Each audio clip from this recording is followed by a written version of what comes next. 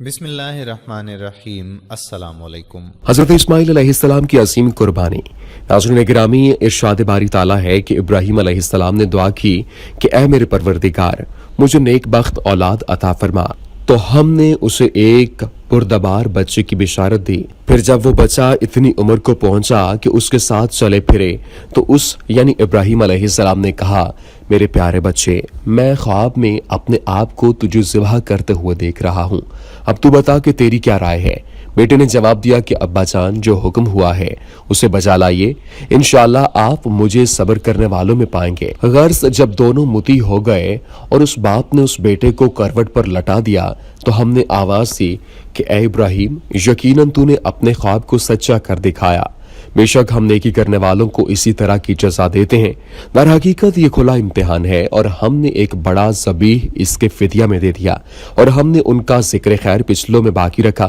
ابراہیم علیہ السلام پر سلام ہو، ہم نیکوں کو اسی طرح بدلا دیتے ہیں، بے شک وہ ہمارے ایماندار بندوں میں سے تھے، اور ہم نے اسے اسحاق علیہ السلام نبی کی بشارت دی جو صالح لوگوں میں سے ہوگا، اور ہم نے ابراہیم و اسحاق علیہ السلام پر برکتیں نازل فرمائی، اور ان دونوں کی اولاد میں بعض تو نیک بخت ہیں اور بعض اپنے نفس پر صریح ظلم کرنے والے ہیں۔ ناظرین گرامی، ان آیات میں اللہ تعالیٰ نے ابراہیم علیہ السلام کا ذکر فرمایا ہے کہ جب انہوں نے اپنی قوم کو خیر بات کہا تو اللہ تعالیٰ سے دعا کی کہ وہ انہیں نیک بخت بچہ عطا فرمائے۔ اس پر اللہ تعالیٰ نے انہیں ایک بردبار بچے کی خوشخبری سنائی جو اسماعیل علیہ السلام تھے، کیونکہ وہی حضرت ابراہیم علیہ السلام کے پہلے بیٹے تھے جو 86 سال کی عمر میں آپ کے ہاں پیدا ہوئے تھے۔ نیز اس مسئلہ میں تمام مذاہب متفق ہیں کہ اسماعیل علیہ السلام ہی آپ کے پہلے بیٹے تھے۔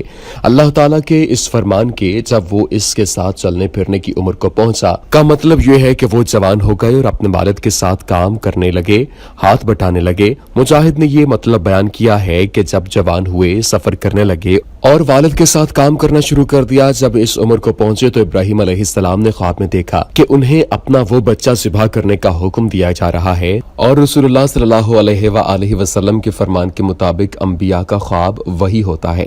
ناظرین، ایک دوسری روایت کے مطابق حضرت ابراہیم علیہ السلام کو اللہ تعالیٰ نے اپنی عزیز ترین شے قربان کرنے کا حکم دیا، اور یہ خواب آپ علیہ السلام کو کئی دن تک آتا رہا، تو آپ سمجھ گئے کہ اللہ تعالیٰ بیٹے کی قربانی کا حکم دے رہا ہے۔ یہ اللہ تعالیٰ کی طرف سے ابراہیم علیہ السلام کی ایک بہت بڑی آزمائش تھی کہ وہ بڑھاپے میں ملنے والے اپنے اکلوتے بیٹے کو بھی اللہ کی راہ میں قربان کر دیں۔ اس سے پہلے انہیں یہ حکم دیا گیا تھا کہ وہ اپنے اسی بیٹے اور اس کی والدہ کو ایک بے آب و گیا زمین میں چھوڑائیں جہاں نہ کوئی انسان تھا اور نہ جانور۔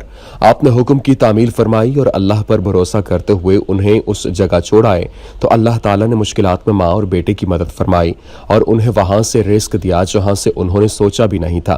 ناظرین، پھر اللہ تعالیٰ نے ابراہیم علیہ السلام کو اپنے اکلوتے بیٹے کو ذبح کرنے کا حکم دیا تو انہوں نے فوراً اس کی بھی تعمیل فرمائی۔ پہلے انہوں نے یہ حکم اپنے بیٹے کو سنایا کہ وہ بھی دلی رضامندی کے ساتھ اس کی تعمیل میں شریک ہو جائیں۔ ابراہیم علیہ السلام نے اپنے بیٹے اسماعیل علیہ السلام سے کہا، میرے پیارے بچے، میں خواب میں اپنے آپ کو تجھے ذبح کرتے ہوئے دیکھ رہا ہوں، اب تو بتا کہ تیری کیا رائے ہے؟ یہ سن کر اسماعیل علیہ السلام نے فوراً جواب دیا، ابا جان، جو حکم ہوا ہے اسے بجا لائیے، انشاءاللہ آپ مجھے صبر کرنے والوں میں سے پائیں گے۔ یقیناً یہ جواب نہایت عمدہ، والد اور اللہ کی فرما برداری کا بہت بڑا نمونہ تھا۔ اللہ تعالیٰ نے فرمایا، غرض جب دونوں مطیع ہو گئے اور اس باپ نے اس بیٹے کو کروٹ پر لٹا دیا، اس کا مطلب یہ ہے کہ دونوں نے اللہ کے حکم کو تسلیم کر لیا اور قربانی پیش کرنے کا پختہ ارادہ کر لیا۔ پھر ابراہیم علیہ السلام نے بیٹے کو چہرے کے بل لٹا دیا۔ کہا جاتا ہے کہ ابراہیم علیہ السلام نے گدی کی طرف سے ذبح کرنے کا ارادہ کیا تھا تاکہ ذبح کرتے وقت وہ اس کا چہرہ نہ دیکھ سکیں۔ حضرت ابن عباس رضی اللہ تعالی عنہ، مجاہد، سعید بن جبیر، قتادہ اور زحاق نے یہی موقف اپنایا ہے۔ یہ بھی بیان کیا جاتا ہے کہ انہوں نے اپنے بیٹے کو عام جانوروں کی طرح پہلوں کے بل لٹایا تھا اور اس کی پیشانی ایک جانب سے زمین کے ساتھ ملی ہوئی تھی۔ صدی اور دیگر مفسرین کا کہنا ہے کہ جب ابراہیم علیہ السلام نے اپنے بیٹے کے حلق پر چھری چلا دی تو اس سے کچھ نہ کٹا۔ اس وقت اللہ تعالیٰ کی طرف سے آواز آئی، اے ابراہیم، یقیناً تو نے اپنے خواب کو سچا کر دکھایا، یعنی ہم آپ کی جو آزمائش کرنا چاہتے تھے وہ مکمل ہو چکی۔ آپ کی اطاعت اور فوراً अल्लाह के हुक्म की तामील जाहिर हो चुकी, जैसे आपने खुद आग में फेंक दिया और बेदरेग अपना माल मेहमानों पर खर्च कर दिया, इसी तरह तेरे बेटे ने भी खुद को कुर्बानी के लिए पेश कर दिया। इसलिए अल्लाह ताला ने फरमाया यकीनन ये खुला इम्तिहान था, और फरमाया हमने एक बड़ा ज़बीह इसके फिदिया में दे दिया। जमहूर उलमा का कहना है कि वो जानवर सफेद रंग का, बड़ी आंखों वाला और सींगों वाला मेंढा था। नाज़रीन, उस जानवर के मुतालिक दीगर मुख्तलिफ अकवाल भी मनकूल हैं। मसलन वो 40 बरस तक जन्नत में चरता रहा। वो सबीर नामी पहाड़ से नमूदार हुआ। उसकी ऊंट सुर्ख थी, वो पहाड़ी बकरा था। ये वही जानवर था जिसकी कुर्बानी आदम अलैहिस्सलाम के बेटे हाबील ने की थी और कबूल हुई थी, लेकिन उनमें से अक्सर अकवाल इसराइलियात से माखूज हैं। लिहाजा कुरान की इतनी बात ही काफ़ी है कि वो एक अजीम ज़बीह था, और हदीस में है कि वो मेंढा था। नाज़रीन, हज़रत इब्राहीम अलैहिस्सलाम के दो बेटों इस्माइल और इसहाक अलैहिस्सलाम में ज़बीह कौन था? इस सिलसिले में दुरुस्त राय यही है कि ज़बीह इस्माइल अलैहिस्सलाम ही थे। उसकी एक दलील तो ये है कि यह वाक़या मक्का में पेश आया और मक्का में वही मुकीम थे, जबकि इसहाक अलैहिस्सलाम के बारे में ये कहीं मज़कूर नहीं कि वो बचपन में मक्का आए हों। दूसरी दलील किस्सा ज़बीह के बाद कुरान की ये सराहत है कि और हमने उसे इसहाक अलैहिस्सलाम की बिशारत दी कि वो नबी और सालेहीन में से होंगे। इसराइली रिवायात के मुताबिक अल्लाह ताला ने इब्राहीम अलैहिस्सलाम को अपने इकलौते बेटे को ज़िबह करने का हुक्म दिया, और मुतराजम नुस्खा में है कि अपने इकलौते बेटे इसहाक अलैहिस्सलाम को ज़िबह करने का हुक्म दिया। यहाँ लफ्ज़ इसहाक का इजाफा उन्होंने खुद किया है, और ये महज कज़ब व इफ्तरा ही है, क्योंकि इब्राहीम अलैहिस्सलाम के इकलौते और पहलोठे बेटे तो इस्माइल अलैहिस्सलाम ही थे, न कि इसहाक अलैहिस्सलाम। उनकी इस तहरीफ का सबब सिर्फ अरबों से हसद था, क्योंकि इस्माइल अलैहिस्सलाम अरबों के जद्द अमजद हैं जो हिजाज में मुकीम थे, और हुजूर नबी करीम सल्लल्लाहु अलैहि वसल्लम भी उन्हीं में से थे। और इसहाक अलैहिस्सलाम याकूब अलैहिस्सलाम के वालिद हैं, और याकूब अलैहिस्सलाम का लक़ब इसराइल था, और बनी इसराइल उन्हीं की तरफ मंसूब थे।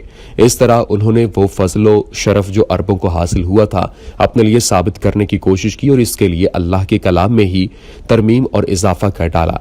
ये कौम नहायत झूठी और इफ्तरा परदास है। उन्होंने अल्लाह के फैसले को ही तस्लीम नहीं किया कि अल्लाह जिसे चाहता है अपने फजल से नवाजता है और जिसे चाहता है महरूम रखता है। नाज़रीन, हज़रत इब्राहीम अलैहिस्सलाम की कुर्बानी बारगाह खुदाबंदी में कबूल हुई, और उनके सादतमंद और फरमाबरदार बेटे की जगह जन्नत से बड़ी आंखों और सफ़ेद रंग का एक खूबसूरत मेंढा ज़िबा हुआ। अल्लाह ने इस अजीम कुर्बानी को रहती दुनिया तक के लिए जारी कर दिया। हज़रत इस्माइल अलैहिस्सलाम को खिराज तहसीन पेश करते हुए शायर मशरिक डॉक्टर अल्लामा मोहम्मद इकबाल ने क्या खूब फरमाया है कि ये फैज़ान नज़र था या कि मकतब की करामत थे, सिखाए किसने इस्माइल को आदाब फर्जंदी। दुआ है ए रब्बे करीम मौला, हमें नबी करीम सल्लल्लाहु अलैहि वसल्लम के उसवाए हसना पर चलने की तौफीक अता फरमा, और हमारे सगीरा और कबीरा गुनाहों को माफ फरमा। आमीन।